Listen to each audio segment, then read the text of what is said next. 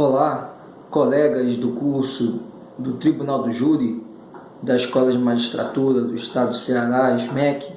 É uma alegria muito grande compartilhar com vocês da oportunidade de estudarmos e nos aprofundarmos num tema tão relevante como o Tribunal do Júri. Meu nome é Renato Veloso, sou juiz na comarca de Juazeiro do Norte, titular da Primeira Vara Cível.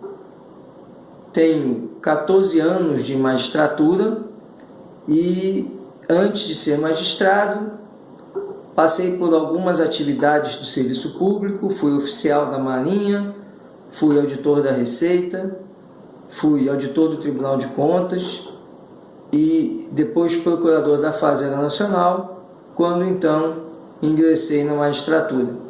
Então temos cerca de 33 anos de serviço público e procuro trazer essa minha experiência no serviço público para a atividade judicante e para a atividade docente, e é um pouco dela que eu vou compartilhar com vocês nesse curso. Gostaria de inicialmente agradecer à SMEC, a direção da SMEC, a coordenação, por mais uma oportunidade de estarmos diante de um curso, compartilhando entendimentos com os colegas magistrados e magistradas. Vamos então à análise do nosso estudo de caso. Vamos verificar que o nosso estudo de caso ele tinha algumas peculiaridades. Vamos ver aqui como peculiaridade desse caso estudado. Primeiro, que o acusado, José dos Santos, que na verdade era João dos Santos, ele foi preso no dia do fato e ficou preso por aproximadamente 9 meses, sendo solto por excesso de prazo. Pouco depois dele ser solto, a denúncia foi oferecida e foi recebida. Houve decisão de recebimento da denúncia. Durante o tempo entre o recebimento e a citação de José dos Santos, o verdadeiro, ingressou nos autos, dando-se, na verdade, por citado, e manifestou a negativa de autoria, indicando que, na verdade, quem cometeu o fato foi seu irmão. Então, é preciso que nós verifiquemos que houve a identificação criminal do acusado no momento da prisão. Isso está bem claro na questão colocada. Segundo, a documentação trazida pelo José dos Santos prova que, de fato, ele não poderia estar no local do crime. O local do crime foi na cidade de Quixadá, enquanto no dia do crime, José dos Santos, que é músico, realizava um show. E João dos Santos, usando o nome do irmão e sem portar documento de identidade, no momento da prisão se identifica como José dos Santos.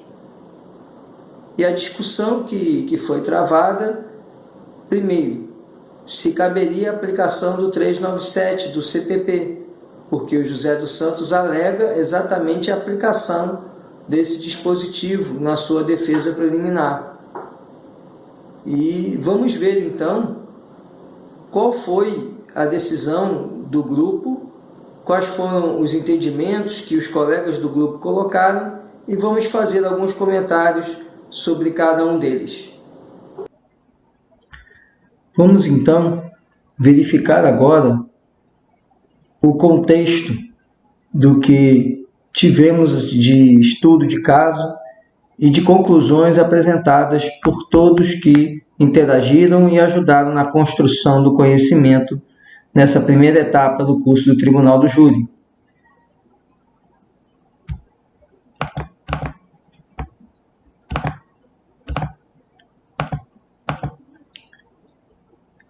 O primeiro entendimento que foi apresentado foi o entendimento, e o entendimento que foi compartilhado pela maioria dos colegas do curso, foi de que a absolvição sumária do artigo 397, ela seria possível no procedimento do júri.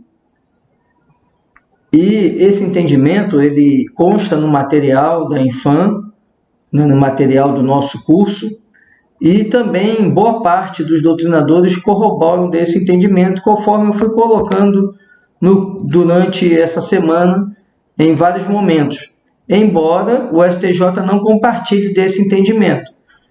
Me parece que podemos fazer uma ponderação bem adequada desse entendimento, porque nós temos 4 hipóteses no artigo 397 do Código de Processo Penal.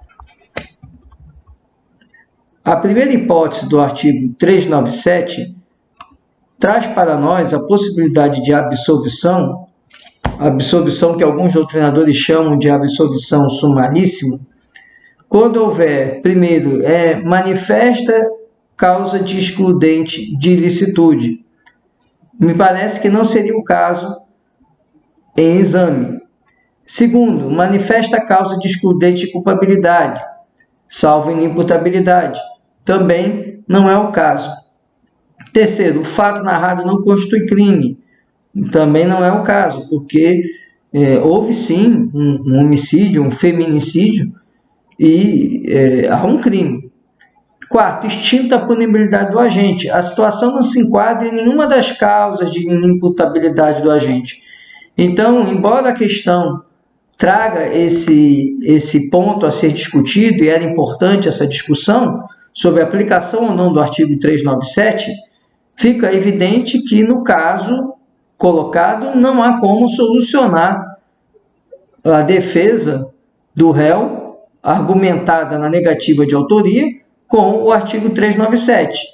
Mas foi importante travarmos a discussão sobre a possibilidade ou não da aplicação do artigo 397 no rito do Tribunal do Júri. E concordo com a maioria dos colegas e acompanho o entendimento majoritário da doutrina de que é possível sim aplicar o artigo 397. Eu só faço alguns temperos. Eu não vejo como aplicar o 397 nos incisos 1º e 2º, não só no rito do júri, né, mas em qualquer processo, a não ser que haja uma prova cabal de excludente de ilicitude ou excludente de culpabilidade. Do contrário, o inciso 1º e 2º exigem dilação probatória. E no caso do Tribunal do Júri, a absolvição sumária deveria caminhar na forma do artigo 415. Então, no caso, me parece que é possível apenas aplicar o artigo 397 nas hipóteses dos incisos 3º, quando trata que o fato efetivamente não constitui crime, ou do inciso 4º, quando for extinta a punibilidade do agente, pela morte do agente, pela prescrição. Nesses casos, me parece que até são matérias, principalmente do inciso 4º, que o juiz conhece de ofício. Então, seria viável a aplicação do artigo 397 no Tribunal do Júri? Entendo que sim, nas hipóteses do inciso 3º e inciso 4º. No inciso 1º e 2º, por coincidirem com a hipótese de absolvição sumária do artigo 415, e tendo que demandaria instrução probatória. Mas nas hipóteses do inciso 3º e 4º, me parece razoável e me parece acertada a aplicação do artigo 397. Mas na questão apresentada, não há que se falar na aplicação do artigo 397, porque não é caso de ausência do crime, inexistência do crime, ou de extinção de punibilidade. Estamos diante de uma negativa de autoria.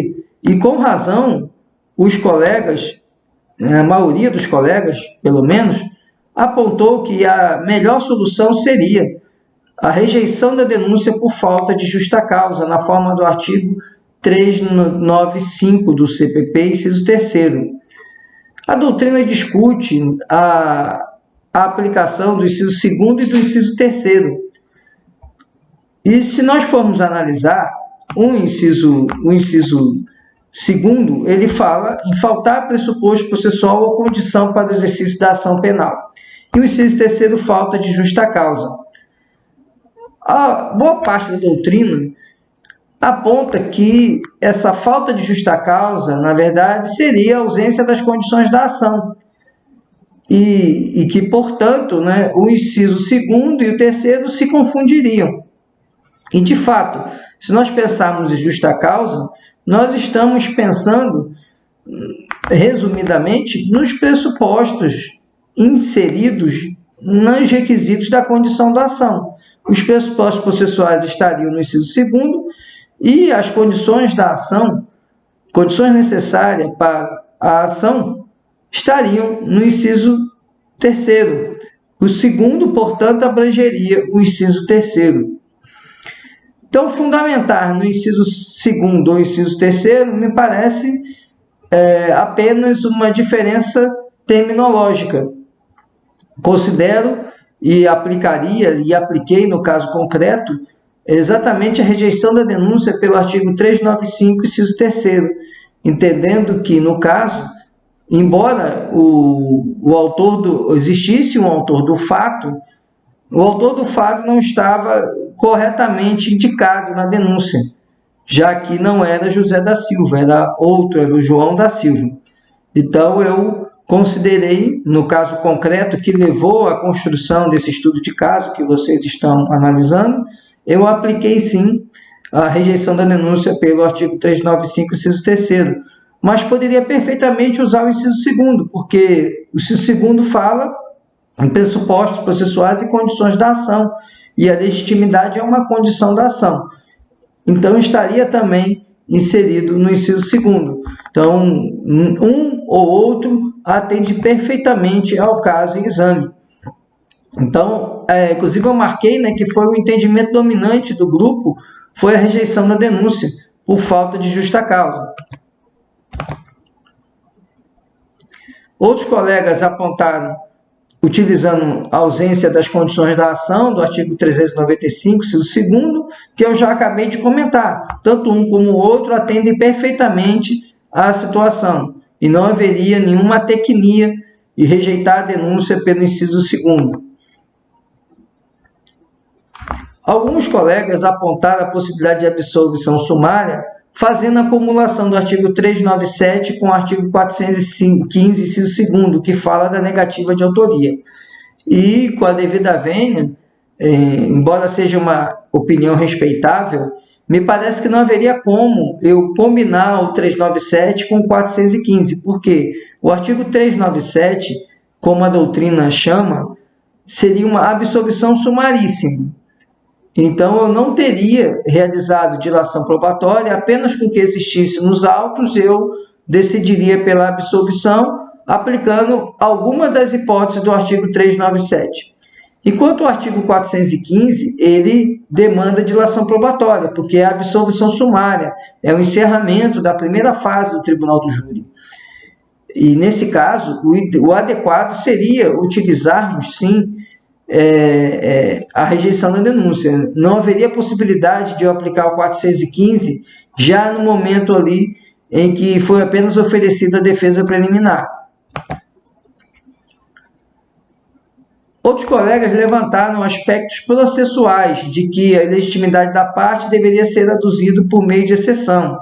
Como foi trazido por outro colega, de fato, embora isso não tenha sido deduzido da maneira tecnicamente correta, o juiz não pode deixar de conhecer da matéria, porque inclusive é uma matéria que ele pode conhecer de ofício. Então, apesar de não ter sido deduzido na forma de exceção, e deveria, os colegas que apontaram isso têm razão, mas isso não afastaria a nossa obrigação de conhecer da matéria, apesar de não deduzido na forma de exceção. E, em razão disso, nós teríamos que avançar e nos debruçar sobre a tese da negativa de autoria, embora a ilegitimidade passiva seja também resultado dessa ausência de legitimidade do réu, no caso, o José dos Santos, já que quem cometeu o crime foi o João dos Santos.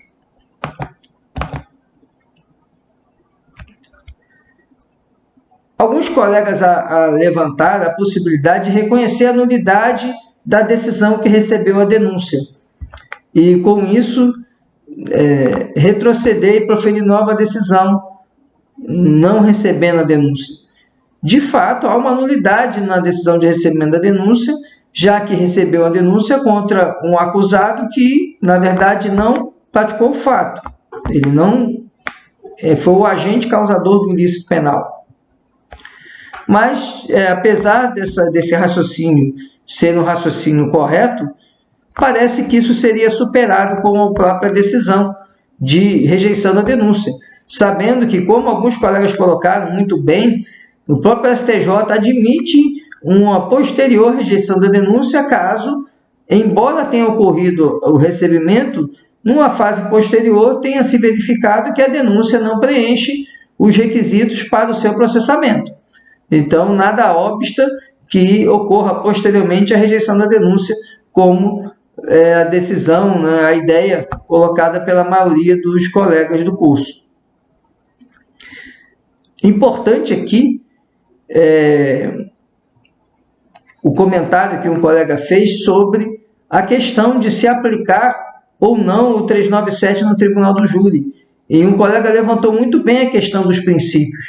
Apesar do STJ privilegiar o princípio da especialidade, ou seja, como no procedimento do tribunal do júri não haveria a previsão do 397, é certo também que o processo penal tem que se nortear pelos princípios da razoabilidade, da plenitude de defesa, e esse argumento do colega é um argumento muito válido para reforçar a aplicação do artigo 397 no rito do tribunal do júri. E houve uma outra posição trazida de que, no caso, seria dado prosseguimento à ação penal, porque a realização da instrução poderia ser mais benéfica para o réu, já que traria lá no final do processo uma absolvição sumária. E com a máxima vênia, discordo dessa opinião, porque a própria questão, o próprio caso, nos aponta que o réu já estava sendo prejudicado pelo processo, porque ele não pôde renovar o registro de arma que ele tinha, uma arma que ele tinha no sítio. Então, como que chegar ao final do processo, no caso, seria benéfico para o réu? Na verdade, não seria, ao contrário, seria um prejuízo para ele. Só pela questão de ser processado, ele já não poderia renovar o registro de arma. E ainda tem uma outra questão. O réu que efetivamente cometeu o crime continuaria impune, porque só depois, no final da instrução, é que se veria que efetivamente não foi o José dos Santos, e sim o João dos Santos, e com isso ele seria necessário nova adequação do processo, né, novas diligências policiais, identificação correta do acusado, do réu que seria denunciado, para então iniciar a nova ação penal. Então haveria um duplo prejuízo. Haveria um prejuízo para o José dos Santos, que estava sendo processado sem dever ser, e ainda tem razão de não se perseguir criminalmente o verdadeiro autor do fato. Então, com a devida vênia, trago aqui as minhas opiniões que levam a não concordar com essa sugestão que foi apresentada. Essas foram, basicamente, o resumo, a síntese de todas as opiniões trazidas pelos colegas, todas muito bem fundamentadas e todas altamente respeitáveis. E eu trago aqui só no final o questionamento que levou à formulação do estudo de caso. Havia duas intenções. Primeiro, discutir a aplicação do 397 no tribunal do júri. Segundo, a possibilidade ou não de rejeição da denúncia após o seu recebimento. Essa foi a finalidade e o objetivo de nós travarmos esse estudo. E eu trago aqui para vocês a resposta do STJ. Para o STJ, não poderia aplicar o artigo 397 no rito do tribunal do júri, como foi dito por um dos colegas, aplicando o princípio da especialidade, mas vimos vários entendimentos em sentido contrário e me parece que o correto seria aplicarmos, sim, o artigo 397 no rito do tribunal do júri. Como trouxemos aí vários entendimentos doutrinários apontando nesse mesmo sentido. E deixando claro que essa questão ela não vem sendo tão discutida, não há novos julgados, o julgado mais recente do STJ sobre a matéria de 2018, mantendo essa mesma posição, então não há julgados mais recentes sobre tal discussão. E, na minha humilde opinião, Me parece que a aplicação do 397, inciso 3º e 4º é induvidosa no rito do Tribunal do Júri. Do inciso 1º e 2º seria um pouco cauteloso, porque eu estaria tratando de reconhecer uma excludente de ilicitude ou excludente de culpabilidade. E aí seria necessário uma boa dose de prova que me levasse a já no momento ali, após a defesa preliminar, de aplicar o artigo 397 para, por exemplo, reconhecer uma legítima defesa. Me parece que seria necessário uma prova extremamente robusta para tal conclusão. Mas fica aí a discussão sobre o entendimento e espero que o estudo de caso tenha sido proveitoso para todos. Então, essa era a discussão que tínhamos para trazer nessa primeira etapa, nessa primeira fase do nosso curso. Gostaria de agradecer o empenho de todos, a dedicação nos estudos, e amanhã começamos uma segunda etapa. Então sigamos firmes nos estudos do Tribunal do Júri. Contem comigo, um forte abraço.